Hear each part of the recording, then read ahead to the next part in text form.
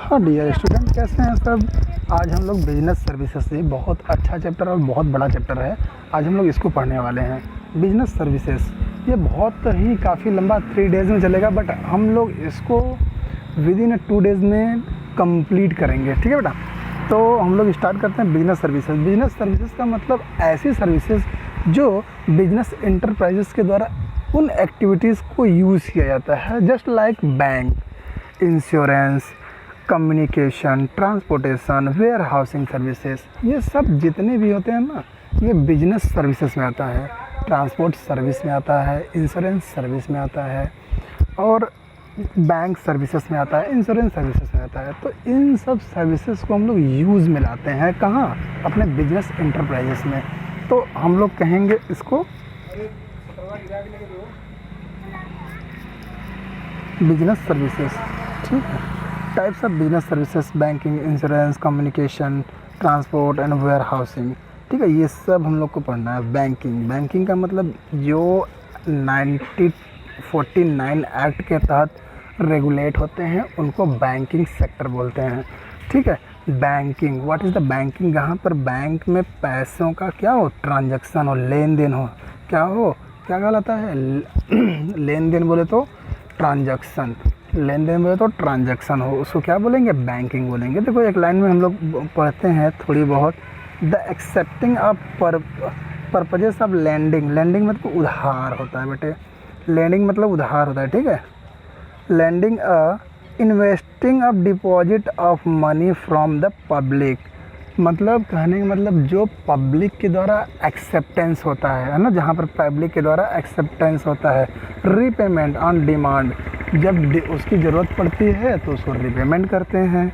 Otherwise and withdrawal by cheque, cheque के द्वारा withdraw करवाते हैं। Draft, order, otherwise. ठीक है, अदरवाइज।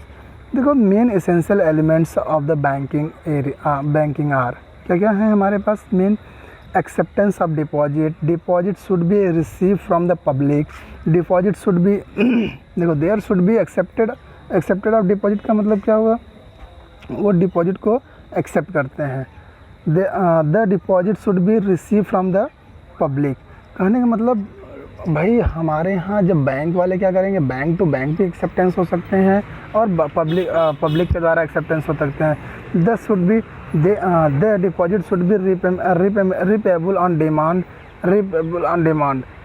फिर कह रहा है रिपेबल ऑन डिमांड। देखो रिपेबल ऑन डिमांड, डिमांड का मतलब जब जब जरूरत पड़ेगी आपको जाते हो बैंक से ले लेते हो। ठीक है, इसको बोलेंगे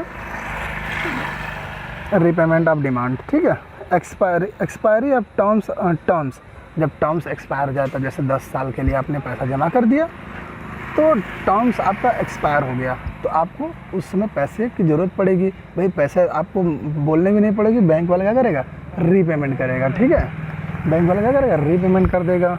ठीक,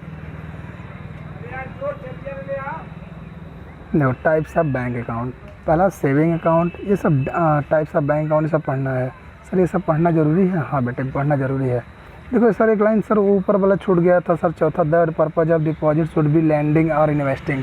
लैंडिंग मतलब उधार देना, इन्वेस्टिंग मतलब इन्वेस्ट करना। बैंक भी सर इन्वेस्ट करती है, हाँ बेटे बैंक भी इन्वेस्ट करती है। कहने का मतलब देखो जैसे मान लो तुमने शेयर खरीद लिया, शेयर समझते हो ना, किसी भी कंपनी का शेयर, अगर कंपनी बैंक चाहेगी तो बैंक भी परचेज कर सकती है शेयर कंपनियों के। ठीक है, देखो types of bank account, bank account में टाइप्स पढ़ेंगे, पहले सेविंग पढ़ेंगे, दूसरा करंट अकाउंट, तीसरा फिक्स डिपॉजिट अकाउंट, तीसरा recurring account, multi option deposit account.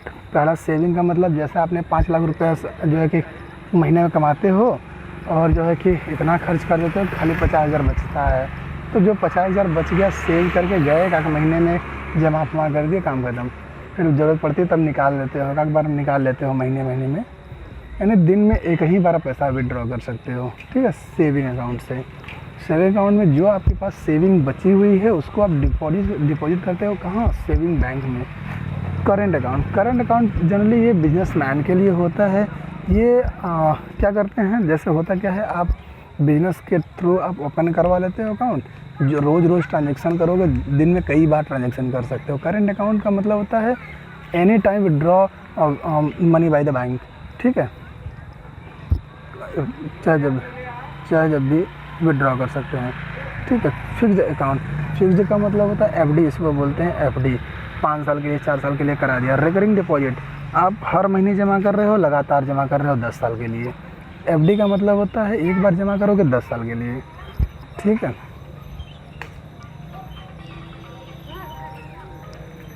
ठीक है बेटा। Multi option account, multi option एक नया अकाउंट ओपन हो रहा है जिसके तहत, जैसे मान लो मल्टी ऑप्शन का मतलब होता है आपके पास मल्टी ऑप्शन है, सेविंग की तरह ओपन करवा लो। ठीक है। उसमें एफडी भी बन सकता है, रिकरिंग भी बन सकता है। कहने का मतलब जैसे मान लो सेविंग खुलवा लिया 10 लाख, अगर 1 लाख रुपये से ऊपर जैसे ही जाएगा, जितना भी 1 लाख रुपये से ऊपर जाएगा वो एफडी में कन्वर्ट हो जाएगा। जैसे मान लो 1,10,000 तुमने जमा किया तो 1 लाख तो सेविंग हो गया, सेविंग का पैसा हो गया, जो 10,000 होगा फिक्स डिपॉजिट में चला जाएगा। इसको बोलते हैं मल्टी ऑप्शन अकाउंट। ठीक है बेटा। ये सब टाइप्स आप पढ़ोगे अच्छे से, करंट अकाउंट को फीचर्स वगैरह सब पढ़ोगे, एफडी के फीचर्स पढ़ोगे, रिकरिंग के फीचर्स पढ़ोगे, मल्टी ऑप्शन के फीचर्स पढ़ोगे। बैंकिंग सर्विसेज, क्या होता है बैंकिंग सर्विसेज? बैंकिंग सर्विसेज में हम लोग पढ़ेंगे सर ये सब, एक बार आप नोट करवा दीजिए, देख लीजिए, दिखा दीजिए तो हम देख लेते हैं। देखो ये क्या है, टाइप्स ऑफ हो गया सेविंग अकाउंट। सर एक बार ऐसे करके दिखा दीजिए, सब खत्म हो जाएगा, हम लोग कर लेंगे। लो बेटे, आप इसको नोट भी कर सकते हो, है ना, इसको नोट कर लेना, जो भी लाइन बाय लाइन, इसको रटना नहीं है, थोड़ा थोड़ा समझना है। ठीक है। ऑब्जेक्टिव्स वगैरह पढ़ लेना। करंट अकाउंट, करंट अकाउंट क्या होता है? Current account open by the businessman who have number of the regular transaction with the bank. देखो कई ट्रांजेक्शन कर सकते हो बैंक में, बोथ डिपॉजिट एंड विड्रॉल। अब जमा भी कर सकते हो, विड्रॉ भी कर सकते हो।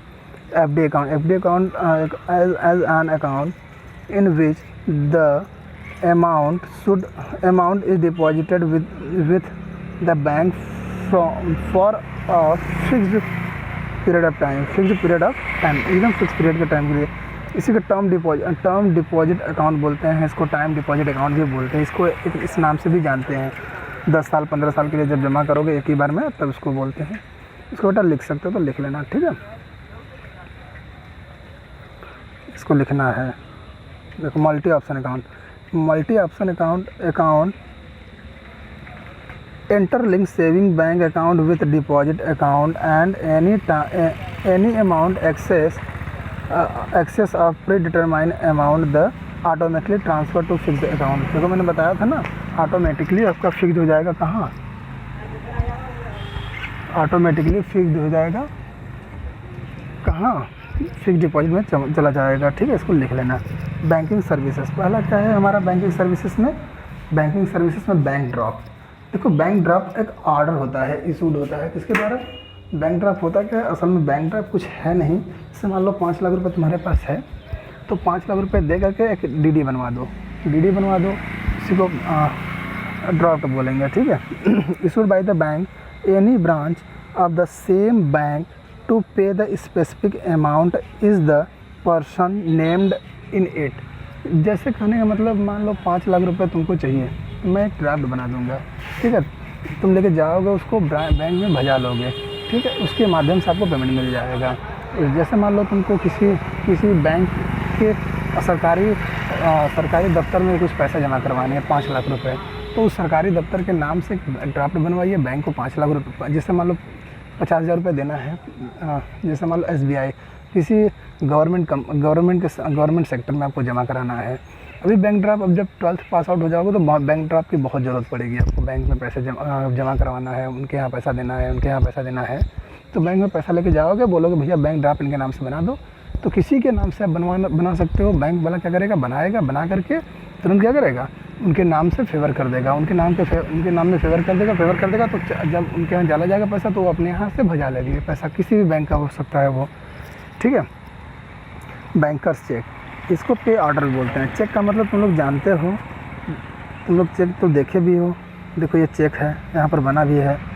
देखो banker cheque is almost like a bank draft की तरह ही होता है चेक, वो भी एकदम सेम टू सेम चेक एकदम बैंक ड्राफ्ट की तरह ही होता है। चेक भी क्या होता है, बैंक ड्राफ्ट की तरह होता है। किसी के नाम पे क्या करो, पर्ची काट कर उसको दे दो। It refers to the bank draft which is payable within the,